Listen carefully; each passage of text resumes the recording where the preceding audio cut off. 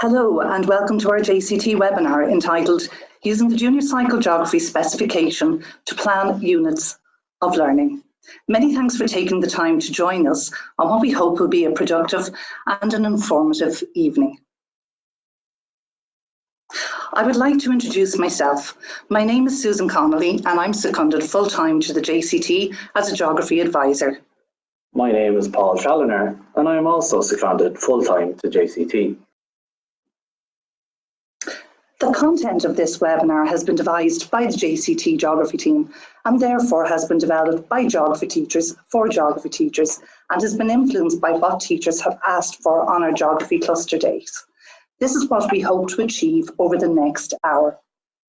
To familiarise ourselves with the curriculum specification for junior cycle geography, deepen one's understanding of how to plan and create a unit of learning that can be used to teach junior cycle geography, demonstrate an example of a digital resource that can be used as a collaborative space for subject department planning, and reflect upon a suggested action plan that outlines priorities to support junior cycle geography in your schools. Junior cycle geography aims to stimulate curiosity, creating opportunities for students to read, analyse, synthesise, and communicate about their immediate environment and the wider world. The Geography Specification is a statutory document which has been developed by the NCCA and is embedded in the overall framework for junior cycle. The Geography Specification shows how learning is linked to the statements of learning and the 8 key skills in the framework for junior cycle. It provides the rationale and aims of junior cycle geography and is available to view online or download at www.curriculumonline.ie.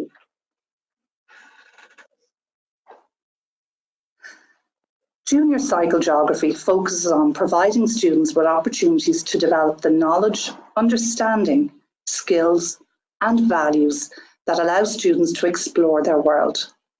This can be achieved through the 3 interconnected strands: exploring the physical world, exploring how we interact with the physical world, exploring people, place, and change with one overarching concept entitled geoliteracy.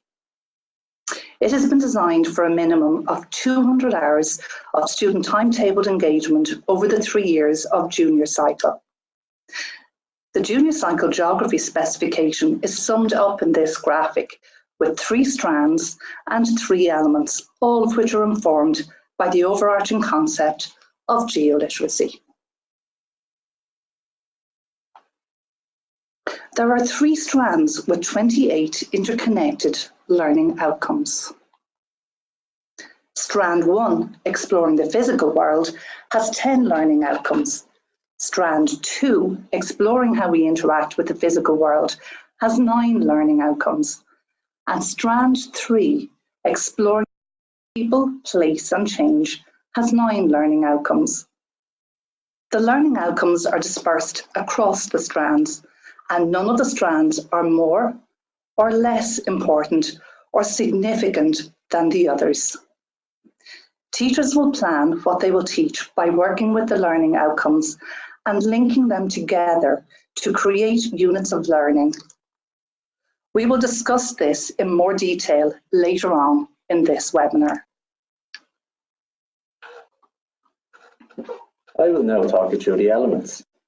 An element is the lens through which the students experience the learning. They are geographical skills, patterns, processes, systems and scale, and sustainability.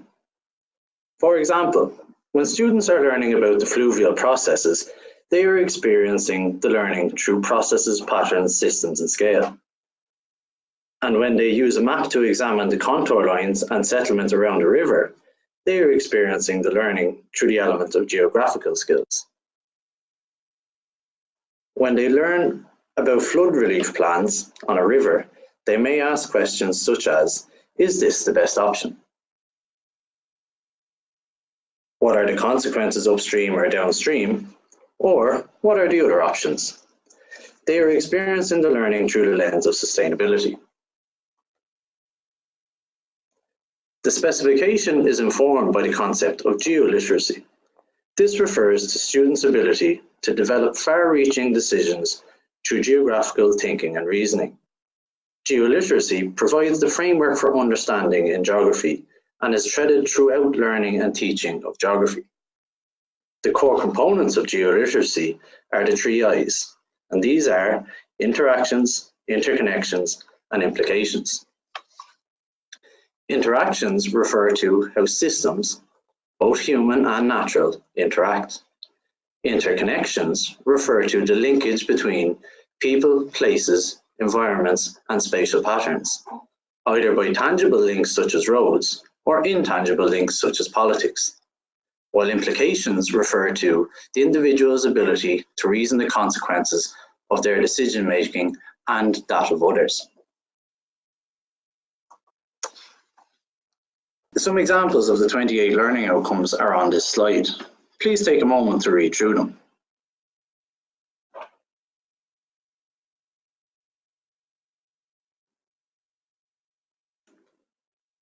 The numbers beside each learning outcome are for references purposes only and help teachers to plan.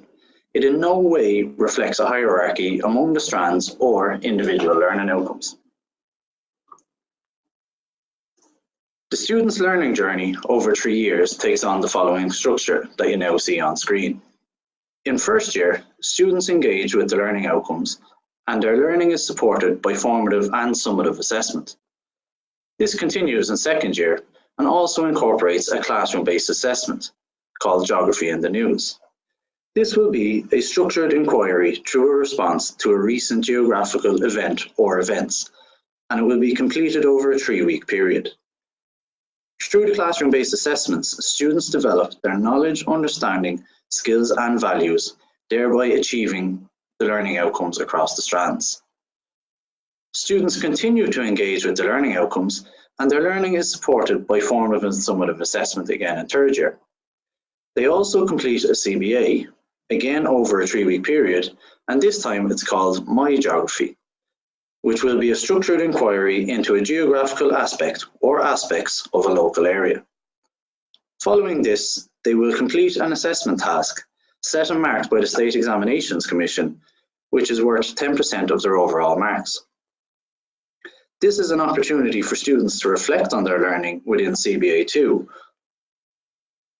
In June of third year, students will complete a final written, common level 2-hour examination.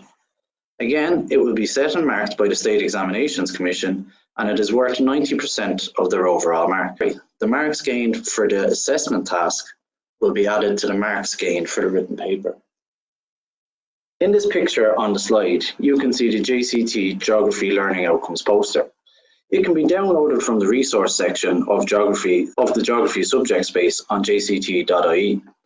In the poster, you have all 28 of the learning outcomes split into the 3 strands. What I want to highlight here is the way that teachers can find the links that suit the area their school is located in.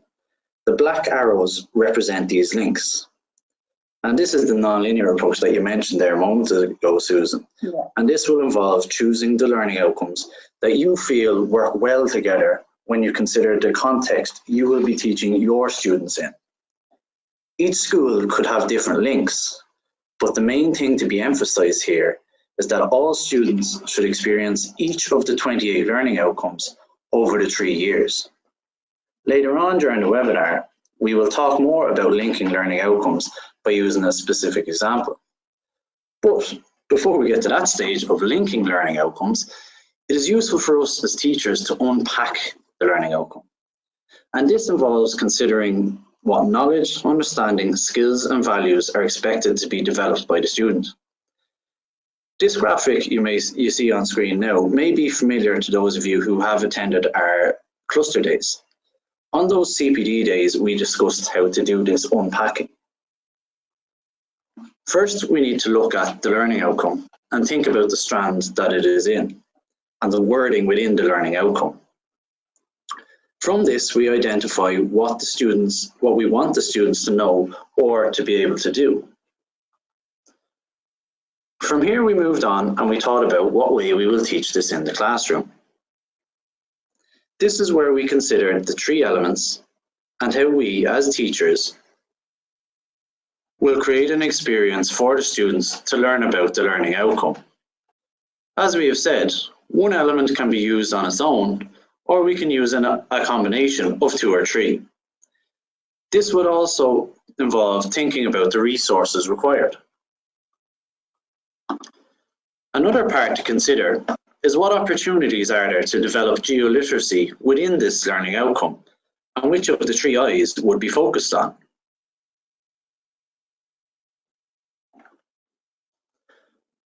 I mentioned a moment ago how important the action verb is when considering what the students should know.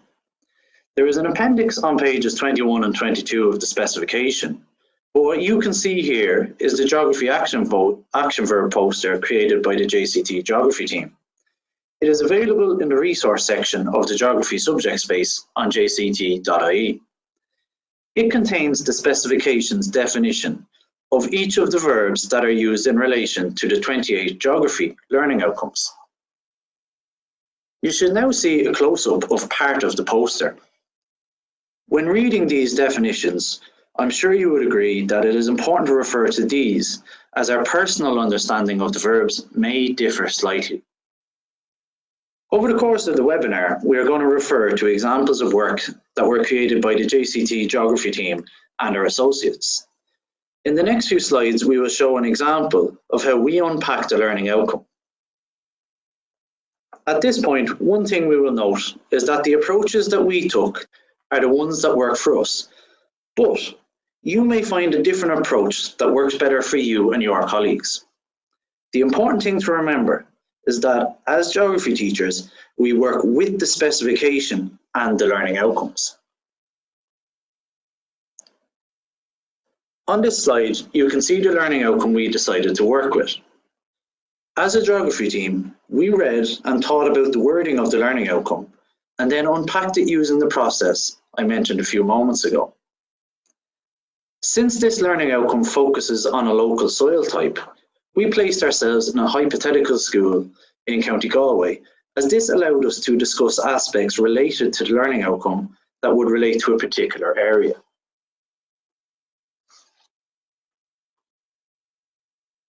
Now you can see the first half of our unpacked learning outcome. The soil we focused on was a peaty soil, and the action verb, which it is important for us to keep in mind, was to assess. The definition you see here is the one from the appendix in the specification. In the bullet points, you will be able to read through the various things we would expect students to be able to do in order to have achieved this learning outcome. These were decided upon by each member of our team as we discussed what would be needed. Please take a moment to read through them now.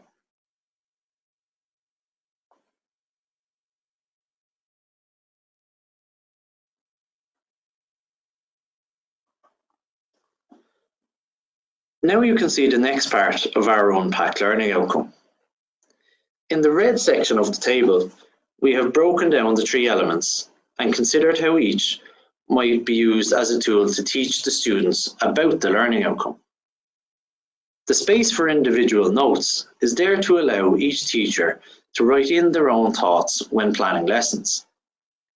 Each teacher will have individual autonomy on how they will teach the topic. The bullet points here are just suggestions. Please take a moment to read through them.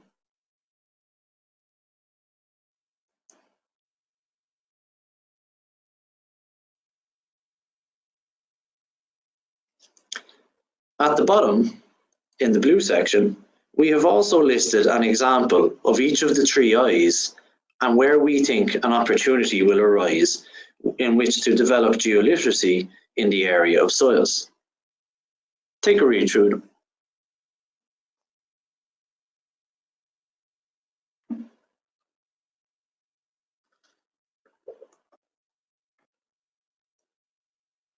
The process of unpacking a learning outcome is useful for our own professional understanding of the specification, but in order to plan what will be taught in the classroom, we need to link the learning outcomes across the strands where possible and practical in order to create units of learning. On this slide, you can see some examples of learning outcomes that we felt could be linked to Learning Outcome 1.4. It would be at this stage that you would consider which have the strongest links, considering the local geography of your school, and then plan a unit of learning. This is something that Susan will talk about in a moment. From the ones we mentioned as potential links, you can see Learning Outcome 1.2, which is about composition and formation of rocks. This would link to soils in the way the actual soil type is influenced by the underlying bedrock. Or for Learning Outcome 2.3, which focuses upon how the physical landscape influences primary activities. Soil is one aspect of the physical landscape that has a big influence on, for example, the types of farming practiced in various areas. Another learning outcome we linked was 3.4. This is about the factors affecting the location of settlement, and this would relate to the previous example to do with farming. These examples show how this learning outcome could be linked across the three strands in a non-linear manner as the geography specification suggests. However, these are just a few of the links that we thought of. There are many more, and you might link them in different ways to how we did. That is completely acceptable. As I mentioned before, the key thing is that teachers are working with the learning outcomes and the specification. Okay, we'll go on then, and we will now look at the components that we suggested for planning units of learning on our cluster day. However, these are suggestions as each school can take their own approach that suits their needs. The first thing mentioned was giving the unit of learning a name, which can be as creative as you would like it to be. This creative name could be a useful way of gaining interest from students and is a great opportunity for you to hear your students' voice in the classroom. Then identify the main learning outcomes. These will be the learning outcomes which will be the focus of the unit. Others may be touched upon, but will be covered in greater detail in other units of learning. With the action verb, we will be looking at the expectation of what we want the students to be able to do by the end of the unit of learning, as detailed by the learning outcomes. What should our students know by the end of the unit is a key part of our planning, and where one of the benefits of department collaboration can be found. For the elements, you need to consider which element you are going to use, just like we mentioned there in the previous questions, as the lens for the students to experience their learning outcomes. What tools are you going to use to help the students to learn? Remember, you can use one, two, or all three of the elements in your teaching. Geoliteracy should be threaded throughout the unit so that students are considering the 3 I's of what they are learning. How will we check in on the students' learning? This is how we as teachers assess whether the intended learning has been achieved. This can happen through a variety of activities. Another thing to note is that all plans should be living documents that are adjusted year to year. Reflection both at an individual teacher level and at a subject department level should occur on what worked well and what didn't. If something doesn't work, it should be adjusted for the following year. We are now going to take you through a unit of learning which was created by the JCT Geography team and associates. This will show you an example of the step-by-step process and how we worked collaboratively using the resources in the photo on the left to develop a unit of learning, of which the rough work can be seen in the photo on the right. It is important to remember to consider geoliteracy when planning and highlight it when it is developed in the classroom to help our students on their journey to becoming geoliterate. Here are some examples that we came up with while planning in relation to this unit of learning. However, these will not be the only times that geoliteracy will be developed. Depending on things that are said in classes, teachers should take opportunities to highlight the 3 I's as they come up.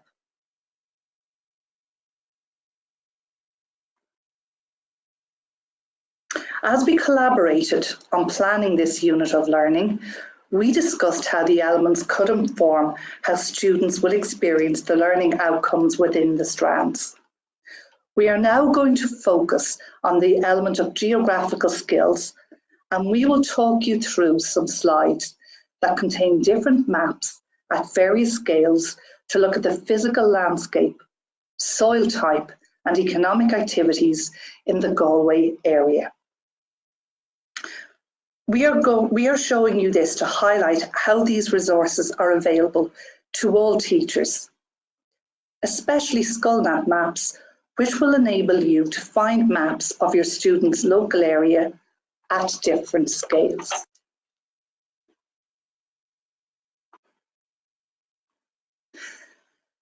The geography specification emphasises that there are 3 interconnected strands. The quote shown on the screen is an important facet that we need to take note of as geography teachers. In other words, the specification emphasises a non-linear, integrated approach across the strands. Combining the learning outcomes across the strands so as to develop learning experiences of our students is encouraged.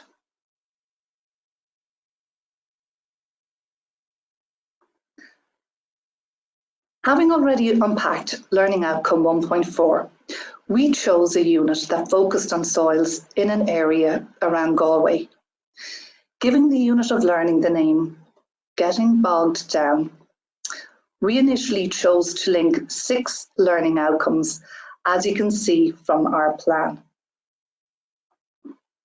However, when we started to look more deeply at each learning outcome and its action verb, we decided that the content of the unit of learning was too extensive, and we refined it to 3 interconnected learning outcomes, focusing our approach on the soils in that area, the factors influencing their development, and links to local primary economic activities, as well as exploitation of forestry and soils as natural resources. Hence the approach we took as the JCT Geography team towards planning the unit of learning was a non-linear and integrated approach that incorporated learning outcomes across the 3 strands. Accordingly, we decided to focus upon the following 3 learning outcomes, which are 1.4, assess a soil type in a local area in relation to composition and vegetation. Learning outcome 2.3, identify how the physical landscape influences the development of primary activities, with specific reference to soil for the physical landscape and farming, forestry and exploitation of peat bogs for the development of primary activities. 2.4, assess the exploitation of water, fish stocks, forestry and soil as natural resources. This unit of learning will focus on forestry and soil as natural resources. As you can see, learning outcome 2.4 is more than forestry and soil, water and fish stocks will be studied in other subsequent units.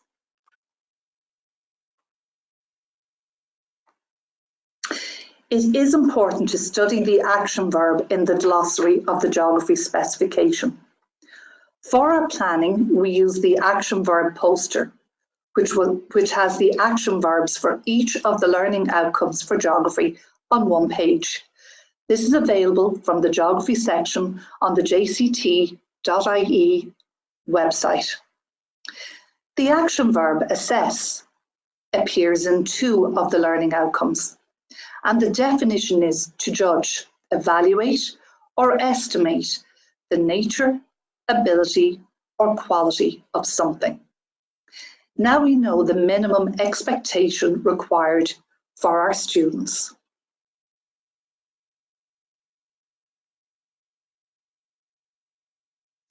In looking at what our students should know, you will, as a geography department, need to agree that all students should be able to do the following aspects after their engagement with the unit of learning. The first point here is that students will be able to consider different soil types and profiles with a focus on peaty soils. Upon reflection, after we wrote this initial plan, we also decided to focus on brown earth soils, as this is another main soil type in our area of study, Galway. It is important to plan how we will check in on students' learning too. This should never be an afterthought. The framework for junior cycle emphasises the dual approach to assessment, where formative assessment complements the summative. In our planning, we should have examples of both. In the photo here, you can see the various assessment checks we could carry out as part of this unit of learning. We could even create assessment moments that could be summative moments, like a test, into formative assessment checks by focusing on detailed feedback and not completing it as the last lesson of this unit. Not every teacher would carry out all of these assessment checks. Rather, each teacher agreed that we would ensure that all students have completed a project on a particular topic from the unit that will be in the form of a poster that must have text and images. This is a great method to assess your students using a formative assessment method, where you can co-create the success criteria with your students, as well as developing a teaching and learning environment where your students' voices are part of the assessment process.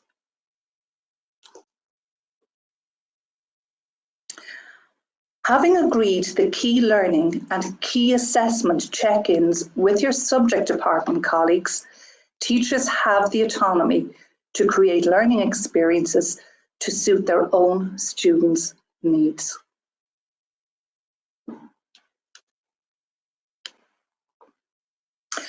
This slide shows how we began to bring learning outcomes 1.4, 2.3 and 2.4 to life, where we began looking at how two areas 30 kilometres apart within the same county are very different in relation to their physical landscape, soil type and economic activities.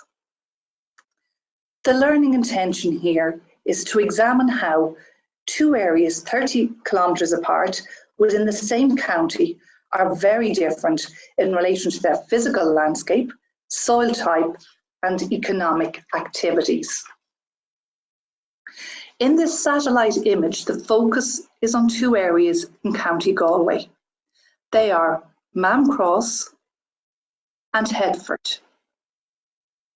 Both areas are only 30 kilometres apart, but have very different geography associated with them.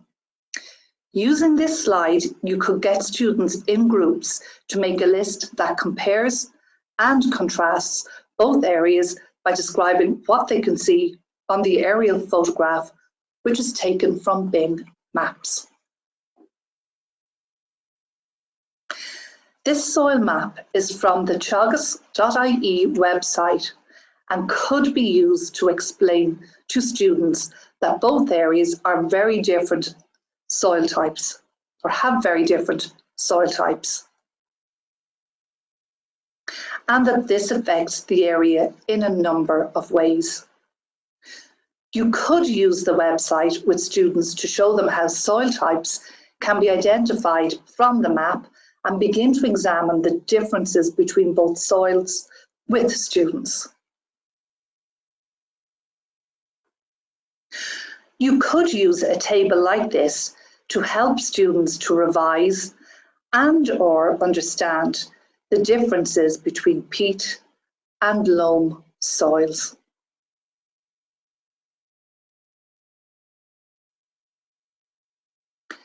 This slide may be used to highlight the connection between soil and the physical landscape and economic activities. Mountains and high relief which surround Mamcross are usually home to poor quality soils, while poor drainage means that soils can have too high a water content. All of these factors affect the area's soil type, which in turn affects the economic activities in the area. On this slide, it is clear that forestry dominates the economic activities in this area due to the quality of soils. On the next slide, other economic activities are examined. You could show students this aerial photo of Mamcross taken from Bing Maps and ask them in groups to discuss and compile a list of economic activities that they think the area may be suited to. Having given them time to discuss the question, take feedback and begin to populate the aerial photo with economic activity labels. Highlight the absence of field boundaries to show that there is no dairy farming in the area, and also unlikely to be any arable or pastoral farming.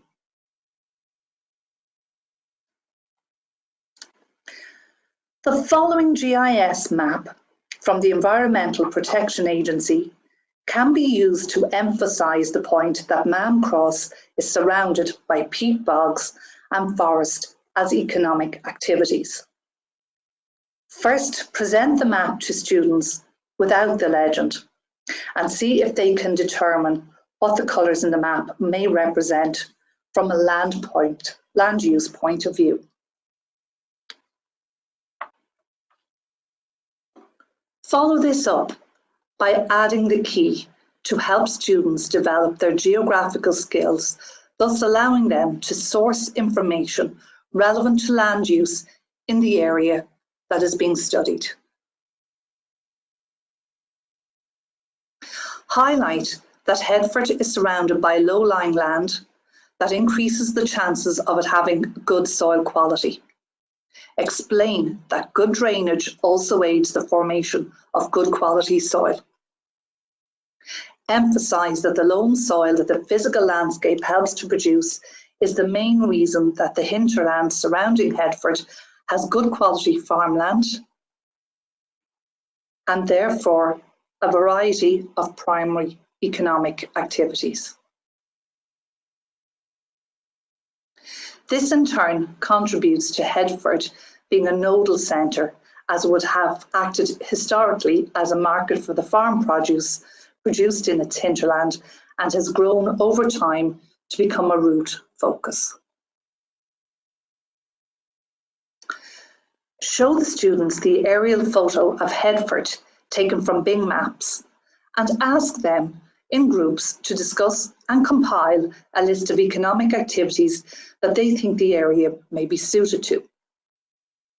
Having given them time to discuss the question, take feedback and begin to populate the aerial photo with economic activity labels.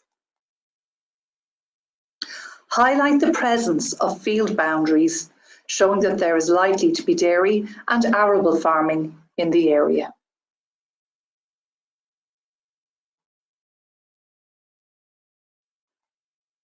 The following GIS map, again from the Environmental Protection Agency, can be used to emphasise the point that Headford is surrounded by agriculture, such as pastoral farming, as an economic activity.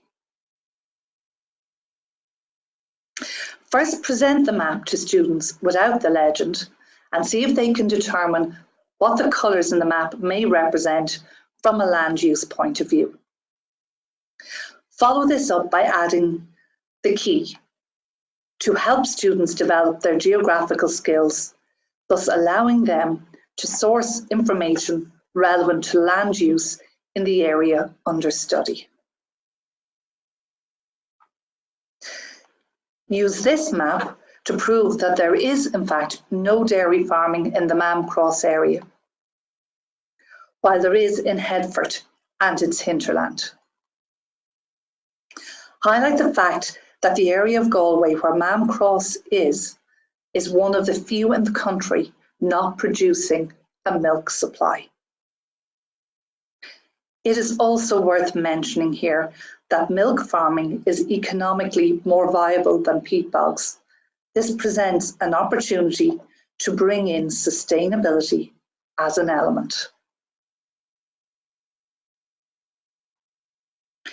This table is a final comparison which could be used to summarise the links between physical landscape, soil type, and economic activity.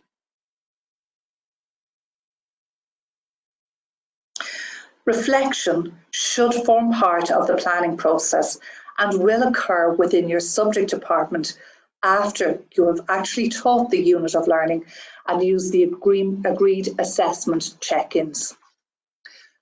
Each member of the geography department may have had different experiences while teaching the unit of learning. So it is important to reflect upon your experiences with your department colleagues and use reflective questions such as, what worked well?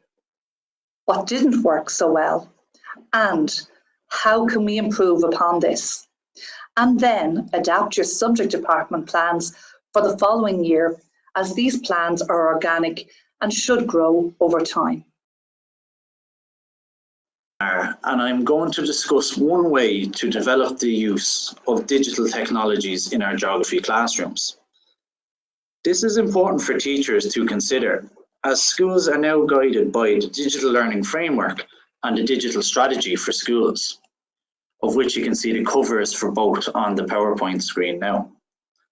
The digital strategy outlines how digital technology and learning tools will be embedded in our schools to enhance learning and teaching, while the digital learning framework provides a common reference with descriptors of digital competence for teachers and school leaders that promote innovative pedagogical approaches which embed the use of digital technologies. The framework is directly aligned to the domains and standards that some of you may be familiar with as part of looking at our schools from 2016. And as a result, the framework articulates effective and highly effective practice for the use of digital technologies. One example for this is shown on screen, and I'll give you a moment now to read through the statements of effective practice and statements of highly effective practice.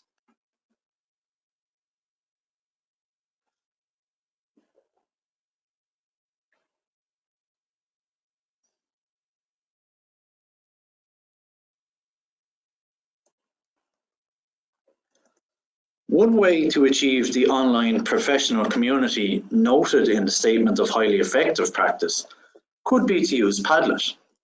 This website may be familiar to some of you, and I'm sure that those of you who have used it before will attest to how beneficial it can be to both us as teachers and subject departments in sharing resources or ideas, but also for students for learning as a digital learning tool. Upon clicking onto the website, you will come to this homepage. If it is the first time that you've visited this site, you need to set up an account using an email address. This is quick, simple, and free.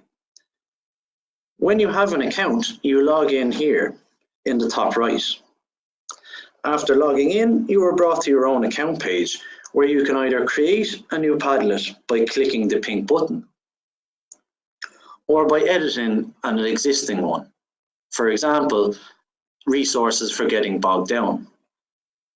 As part of our work, developing the unit of learning described by Susan, the JCT Geography team also considered what resources we could use that would help us teach the lessons in this unit. What you can see on screen now are some of the items that we added to our Padlet wall. We chose Padlet as the method to share these with each other because Padlet is straightforward to use after some quick instruction. It is highly useful as the resources are always online. The list can be added to as much as we want. And finally, the resources are not just on paper, so we can't lose them. The wall begins empty, but by clicking on the pink circle here, you can add to the wall. To do that, you get a box like this, which we've enlarged. With this box, you can upload a document from your computer, add a link to another website, or include a photo. You can even do a direct search of Google. To share the Padlet wall with others, you need to click on the buttons on the top right of the screen. You can either input the email address of your colleagues, or you can get a URL that can be forwarded on. I will put up the URL for this particular Padlet in a moment, and you will be able to access it and view our resources. The resources that teachers could share on a Padlet wall might be like the one we created here for a particular topic. It could be the place that you store your geography department plans, or it could even be a place to upload useful video clips or things you find online, but then you might want to come back to and view them or use them at another stage. But once they're on Padlet, they will always be there when you log back into your account. One of the benefits of this platform is that you do not need to be in the same place as another person to upload or view the content. You will be able to see and share with anyone that has access to the same wall, no matter where they are. For example, when we were adding to our Padlet wall, the different geography advisors working on our geography team in JCT were based all over the country, but we were all able to add into the same wall and then see each other's content. Padlet can also be used for student collaboration, both in school and at home. Once they have access to the internet, they will be able to work on a group project or complete homework that you might have assigned to a class Padlet wall. The possibilities of how to use Padlet are endless. Many schools have invested in other resources similar to Padlet. If your school already uses a particular shared system, that is perfectly fine. Here we are simply demonstrating a digital technology that we as a team frequently use to collaborate with each other. Even just today, when I was out delivering CPD, some of the teachers in one school were talking about a different platform that they use and how useful they find it to be able to store things online. For those of you who wish to view our Padlet wall with the resources for getting bogged down, and if you want to see them in more detail, please type the URL now on screen into a new tab on your browser. And be careful of the capital letters in the link there. One that you may be particularly interested in viewing is the short PowerPoint presentation, which contains the slide we showed earlier that Susan talked you through, with the maps and photos of the Galway area with Mann Cross and Headford. Accompanying each of these slides is a short description of how a teacher could use it in the classroom.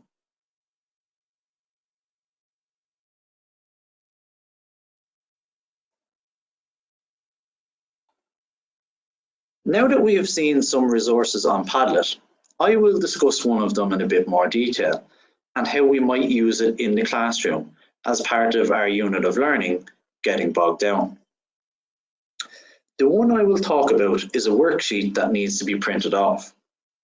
The screenshot you can see on the PowerPoint now shows the activity that I will discuss. Once it's downloaded, you get a document with 2 tables. As a teacher, I would print off enough so that there was one set for groups of 4 students within the class. However, the numbers per group could be adjusted depending on the needs of the students within your class. Each of the lines needs to be cut out before the lesson, and you end up with strips like this. I would complete this activity after a lesson where students have learned about the various ways that bogs are exploited. The lines are given to each group of students, and they have to work together to decide whether each point is a reason in favour of or against harvesting Ireland's bogs. The instruction would be that each student in a group has to say which category they would put it in and why before they place it down. After some time, the teacher could tell students that there are 5 for each heading. They should end up with 2 columns like you now see on screen. This activity would allow the students to experience learning outcomes 2.3 and 2.4 through the element of sustainability. By working in groups, they are developing a number of key skills, such as being literate, as the students have to express their thoughts on each point clearly and accurately to each other. By taking this approach, the teacher is also allowing the students a chance to think critically about each point and hear debate from their peers about each point. They cannot place it into each category until discussion has happened and the students will analyse each other's arguments.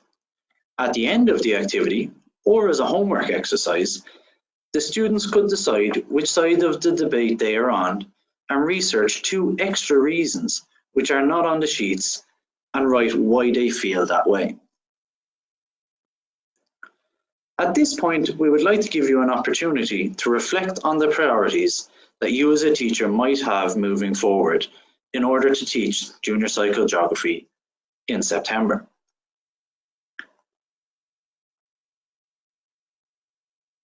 The verbs you see on this slide could act as prompts that might help identify the priorities you could have.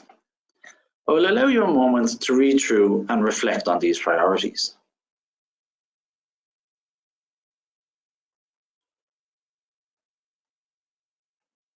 Another area to consider is, what does your geography department in school need to do next?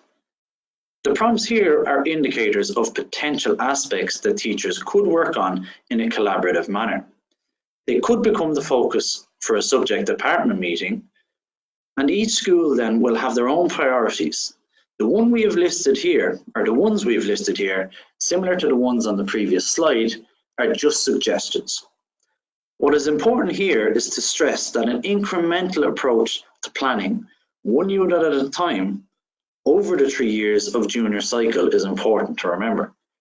Teachers do not need to complete 3 years of planning in one instance. At this point, we will take a moment to reflect on our learning intentions for the evening. Please take a moment to read down through them.